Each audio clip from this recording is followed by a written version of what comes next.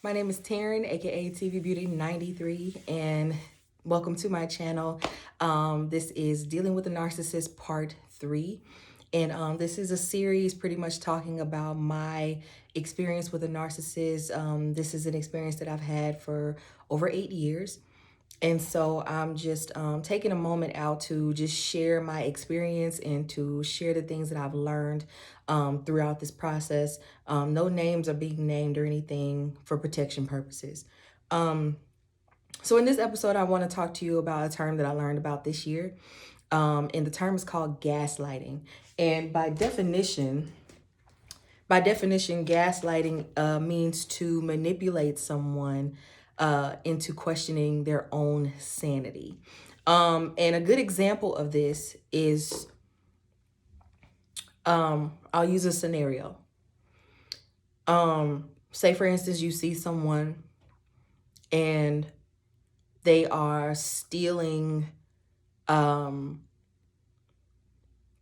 let's just say, bread.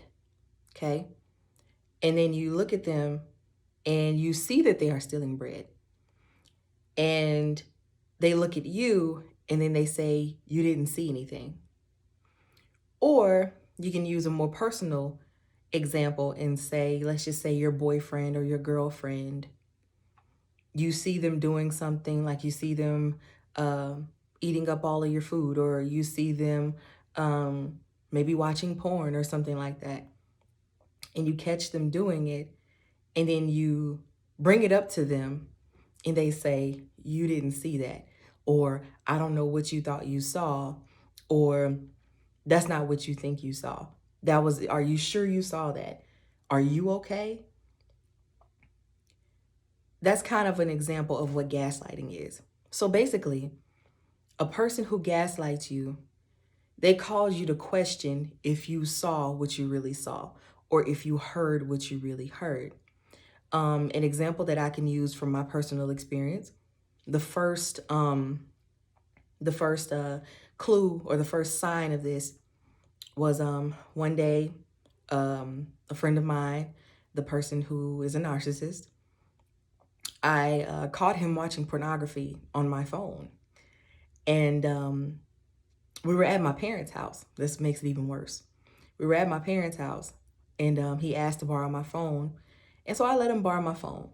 And he goes into the living room, and he's on the floor on a like a little mat on the floor with his pillow, and I see him watching porn.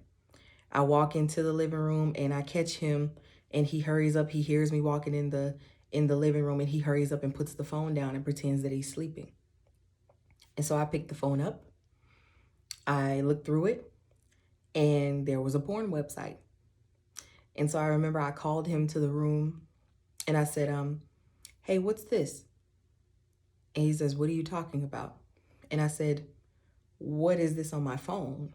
Where did this come from? And he was like, I don't know, maybe you put it there. And I said, I don't watch this. How did it get on my phone? I don't know how it got on your phone. You must have put it there. I saw you with this on my phone. I saw you when I walked in the door, when I walked into the living room. I saw you. You were watching it, and you hurried up and put the phone down and pretended as if you weren't doing what I saw you doing. And he says, now what I'm tired of is when people are accusing me of stuff that I didn't do. And I was like, I saw you. At this point, I was getting angry because I know what I saw. So I was getting extremely upset because I know I caught him doing that. And the fact that this person was lying and saying that he never did that, it made me feel some type of way. But then it also caused me to question myself and think, did I really see what I thought I saw? So the mere fact that I was questioning what I was thinking or what I had seen,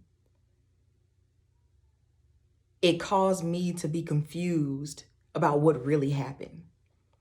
And so he ended up getting the upper hand because now I was confused. And so sadly, I ended up apologizing to him because I thought I saw what I thought I saw. I doubted my own sanity. I doubted my own sense of judgment.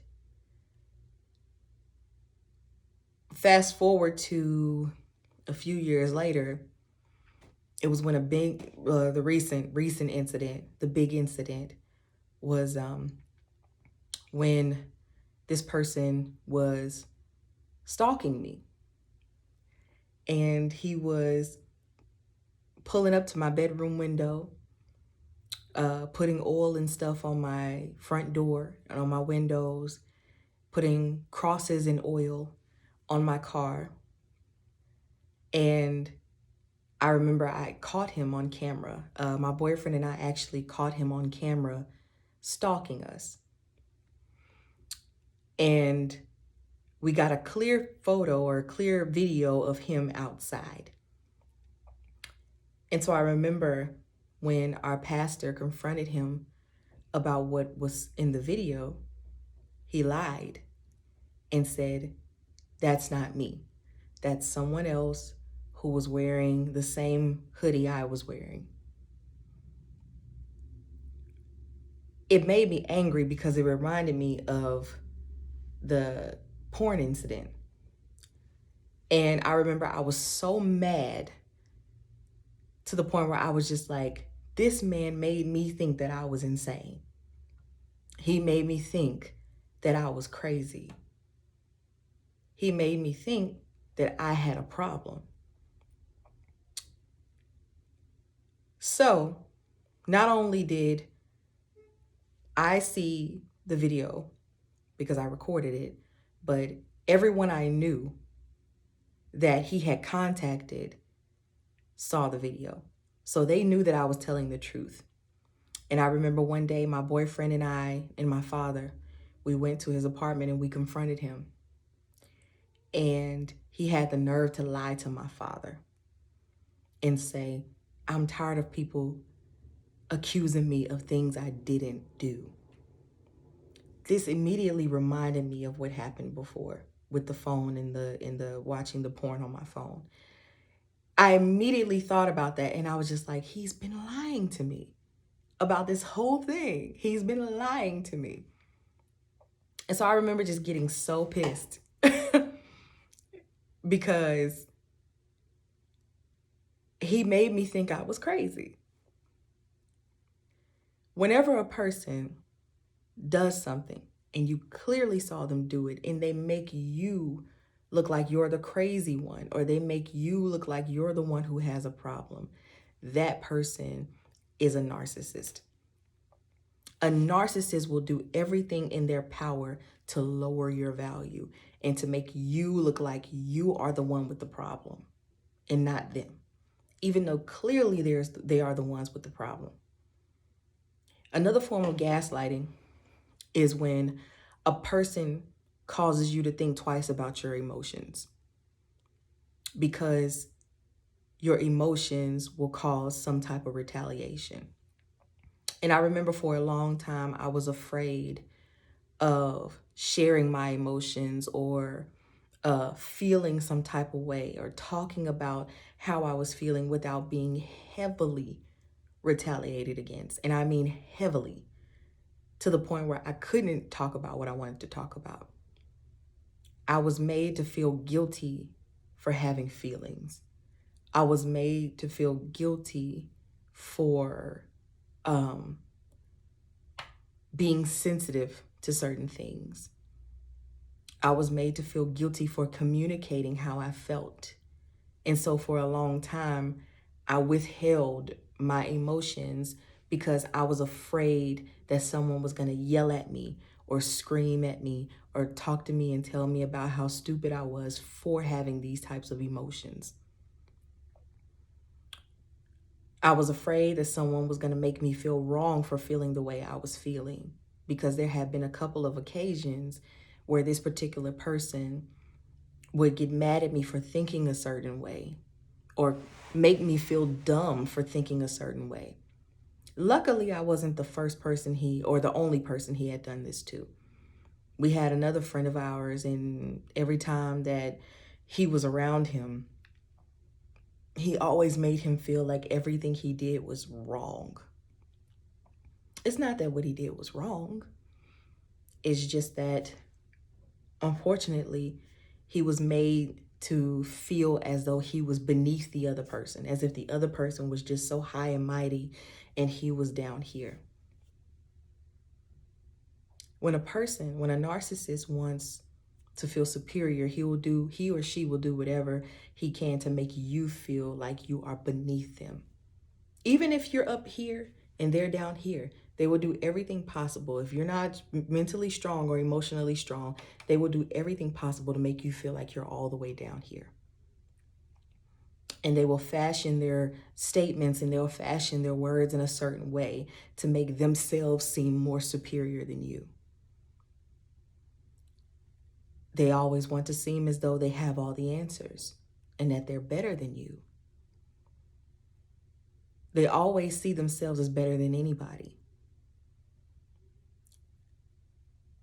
When a person gaslights you, pay attention to how you feel afterwards. When you feel drained, when you feel sad, when you feel depressed, when you feel angry, something that took place within you guys' dialogue, something took place that was not supposed to take place.